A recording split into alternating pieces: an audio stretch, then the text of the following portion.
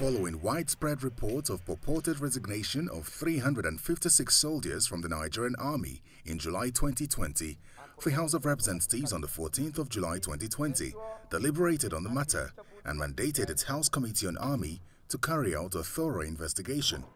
The report on the mass resignation suggested that the voluntary resignation of soldiers at the time who claimed to have lost interest was due to poor welfare and indications that the army was not well equipped to battle insurgents. While presenting the findings and recommendations of the committee, the chairman states otherwise. Soldiers can resign from the army after 10 years.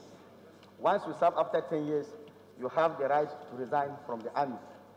Not only 365 soldiers that were actually voluntarily resigned, about 386 of them resigned. And we discovered that the issues is just about welfare. And in our recommendations, we stated that to avoid mass resignation from the army, there should be effective monitoring or follow-up in the delivery of welfare packages in all army formations to ensure that they reach all the beneficiaries in a fair and equitable manner. Speaking further at the end of plenary, the chairman explains in detail why some of the army officers offered their resignation. The reasons they gave was that they lost interest in the job. 24 of them said, look, we want to take over our parents' businesses.